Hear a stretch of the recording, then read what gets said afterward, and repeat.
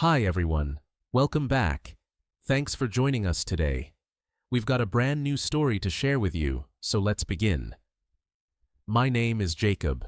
I'm a hard-working man. I believe in earning my way, taking responsibility, and standing by the people I love. But if there's one thing life has taught me, it's this.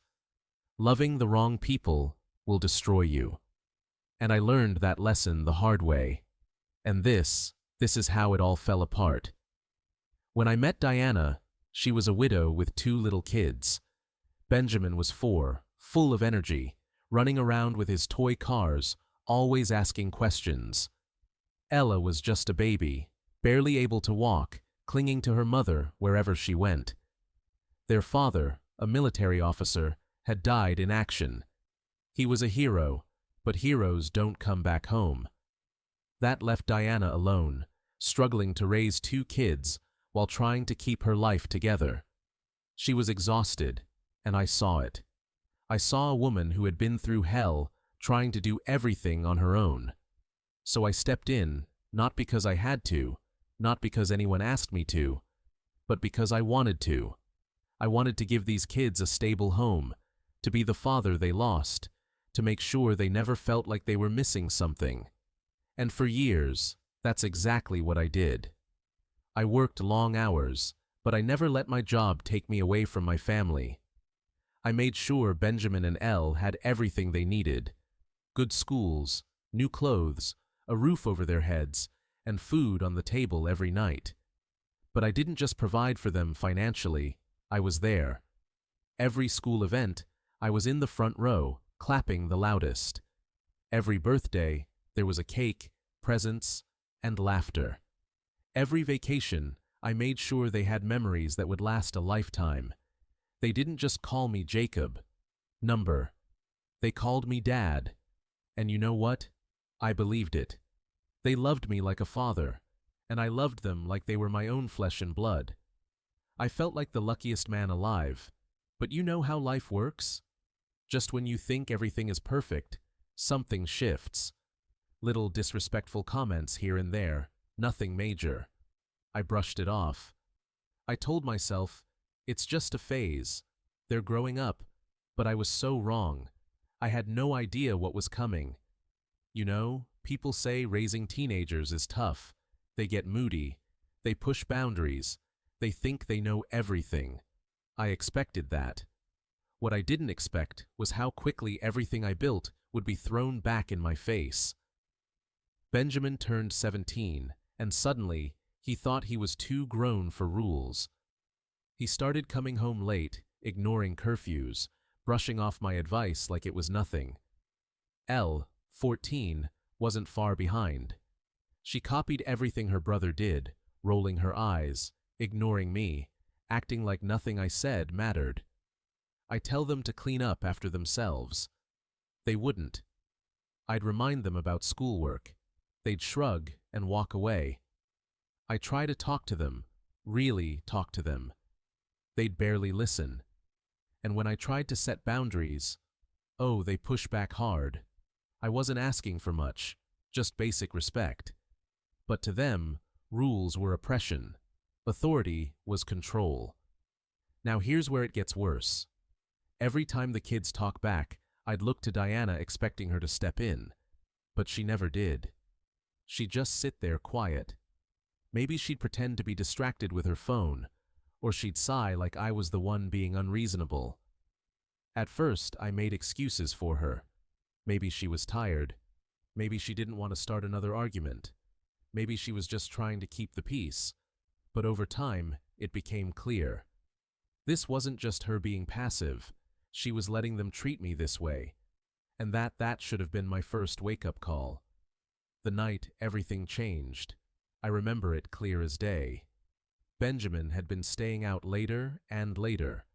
That night, he came home past midnight. No call, no text, just waltzed in like he owned the place.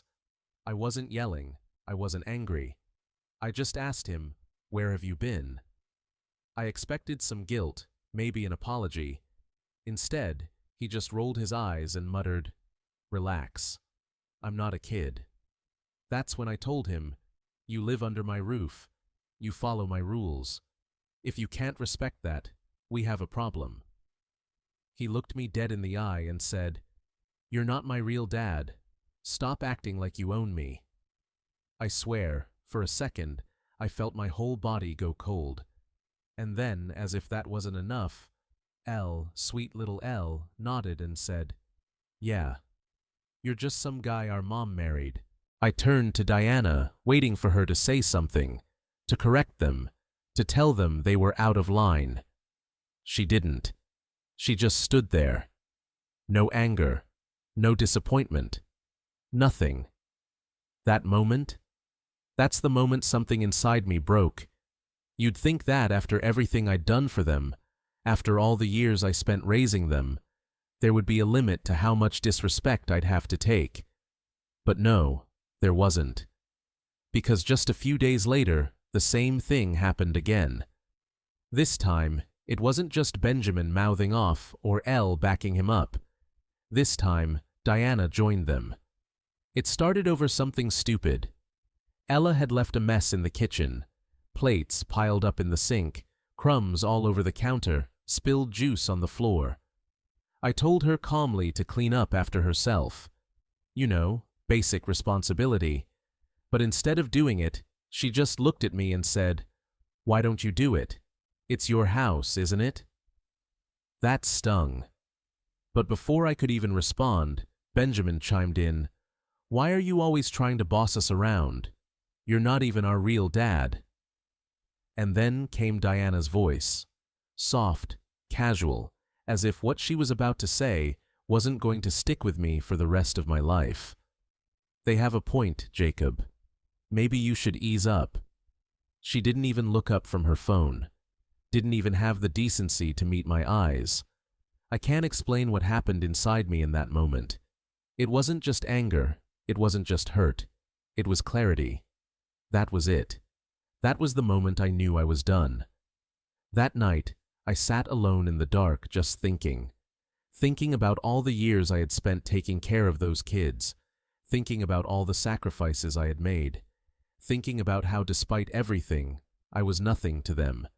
And if I was nothing to them, then maybe it was time I started acting like it. So I did something I should have done a long time ago. I stopped. I stopped giving. I stopped caring. I stopped trying. No more rides to school. If they wanted to get there, they could figure it out. No more allowances. I wasn't their bank. No more protection. If they got into trouble, they could deal with it themselves. No more stepping in. No more advice. No more help. No more fatherly concern. They didn't want me as a father? Fine. They could see what life was like without one. And I'll be honest with you, it hurt more than I can even put into words. But deep down, I knew it was the only way. You ever notice how some people don't appreciate what they have until it's gone? How they think they can treat you like garbage, and you'll just keep taking it? That was Benjamin, Elle, and Diana. When I stopped acting like their father, they thought it was a joke. At first, they laughed Benjamin, and Elle acted like my decision didn't matter. Good. Now we don't have to deal with him bossing us around. Mom's got us. We don't need him. I heard one day, and for a while, they didn't feel the impact. Because Diana? Oh, she made sure to pick up my slack. She funded their little shopping trips, made sure their weekends were still filled with fast food, outings, and unnecessary spending. She kept them comfortable, kept them cocky, and kept feeding them the idea that they didn't need me. They laughed at me behind my back, smirking when I walked past, making sarcastic little comments like I wasn't even there. But I kept quiet because I knew something they didn't. Diana? She wasn't made of money. And I was the one who had been holding this family together. So I waited. And then it happened. At first, it was just little things. The weekend shopping sprees, fewer bags started coming home. The fast food runs, less frequent. The new clothes, suddenly, their closets weren't overflowing anymore. And then it got worse. School fees were due. Diana started getting nervous. Benjamin got into trouble at school. Normally, I'd step in, handle things, talk to the principal. Not this time. Ella's phone broke. Usually, I'd replace it without a second thought. Not this time. And worst of all, no more Uber rides. They actually had to do something they thought they'd never do: take the bus. I remember the first morning Benjamin missed the ride because he thought someone would cover for him. When he realized no one was coming, he had to sprint 3 blocks just to catch the city bus. Ella complained to Diana about it, saying, "Why can't you just get us another ride?" And you know what Diana said? "Because I don't have the money for that right now." The moment I heard that, I smiled, because I knew the reality check had arrived. It took about a month before Diana finally cracked. One night, I came home from work, and she was waiting for me in the kitchen, arms crossed, face red, already ready for a fight. "You're being a damn child, Jacob. What kind of man punishes his own family just because his feelings are hurt? You're neglecting your responsibilities." I just stood there staring at her because there it was. That word, responsibilities. Not love, not family, not respect. Number I was just a responsibility, a provider. So I asked her plain and simple, "Why do you never defend me? Why do you always let them talk to me like that?" And that's when she slipped. She sneered and said, "Because I agree with them, Jacob. You were never really their father." I felt something inside me go ice cold. She kept going. "I told them not to let you control them. I raised them alone before you, and I can do it again." I should have been angry, maybe even heartbroken. But you know what I felt? Relief. Because finally, she said it out loud. Finally, I knew the truth. I was never their father, never her partner. Just a walking paycheck, a convenience. Benjamin and Elle stood in the hallway watching, arms crossed, smug little looks on their faces. This is it. This is who they really are. I nodded. I turned around and I walked away. Not because I was weak, but because I was done. I always believed that when people show you who they are, you should believe them. And now I had no choice but to accept the truth. The kids already started becoming more aggressive since I stopped funding their lives. It escalated in the days that followed. My personal belongings started going missing. My work files neatly stacked on my desk were suddenly gone one morning when I needed them. My car parked safely in our driveway was keyed overnight, deep scratches running along the driver's side. At first, I didn't want to believe they were capable of something like this. But then one night, I came home to find my closet raided, my clothes shredded to pieces and thrown across the floor. That was when I checked the security cameras, and there they were, Benjamin and Elle, laughing as they tore through my things. For weeks, I played along. I let them think they had won. I remained quiet, distant, unaffected, even as they tried harder to provoke me. But behind the scenes, I was documenting everything. I recorded their threats, saved every hostile text message, took pictures of my destroyed belongings, and made sure I had irrefutable proof of the environment I had been living in. I started quietly putting my exit plan into motion. I met with a lawyer, explained everything, and provided all the evidence I had gathered: the threats, the destruction of my property, the hostile environment I had been living in. The lawyer assured me that I had a solid case for divorce, and given the circumstances, I could request a restraining order if necessary. The process wasn't immediate. It took time, weeks of legal meetings, paperwork, and formal reports. I filed an official police report regarding the damage done to my belongings, and though the authorities weren't going to storm into the house over a few destroyed items, the documented history of threats helped strengthen my case. Then, one morning after everything had been processed, I left an envelope on the kitchen counter before heading to work. Inside, Diana found the divorce papers. At first, I imagined she thought I was bluffing. But afterwards, she was calling me, her voice a mix of anger and desperation. And she must have gotten to the next set of documents, because her next call was even more frantic.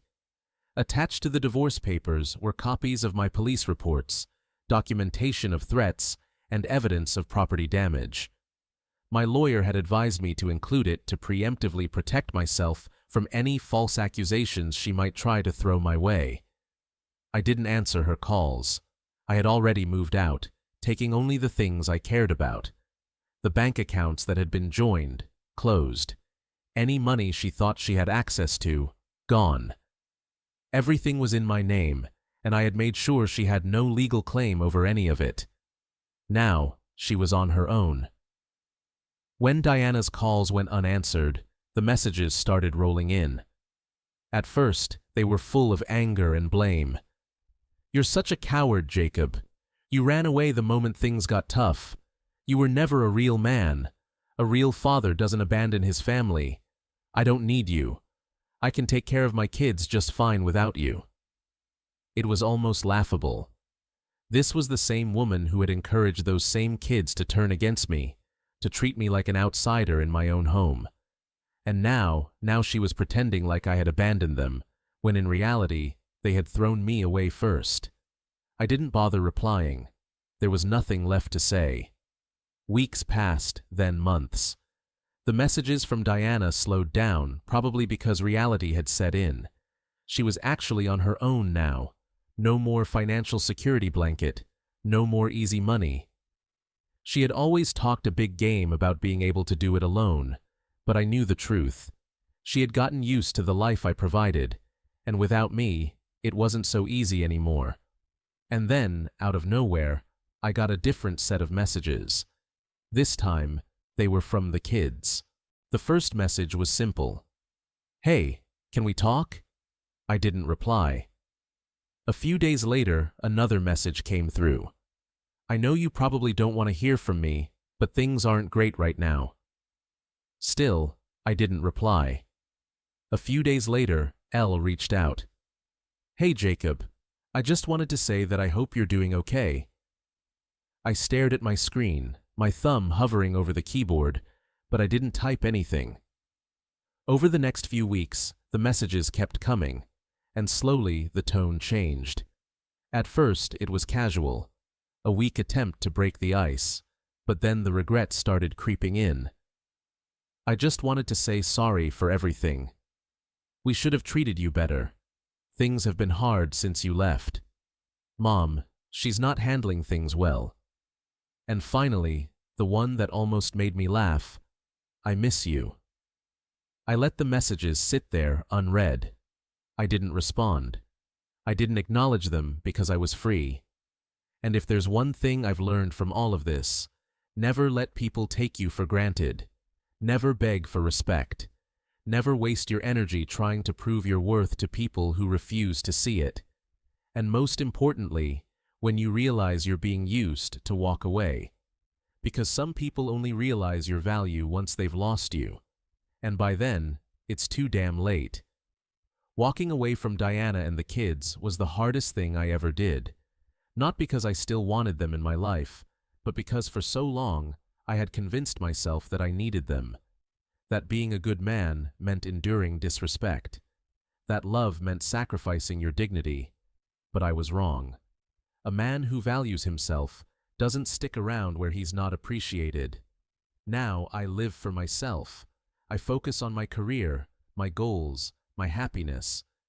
I spend time with people who actually care about me. I've reconnected with old friends, I've traveled, and I've started new hobbies that I never had time for before. I don't wake up every morning wondering what drama is waiting for me. I wake up free. And that, my friends, is how I reclaimed my life. Moral of the story, never let people treat you like an ATM. Never beg for respect. And most importantly, they only realize your worth once you're gone. Let me know what you think about the story in the comments. And while you're at it, like and share this video with someone who needs to hear this today.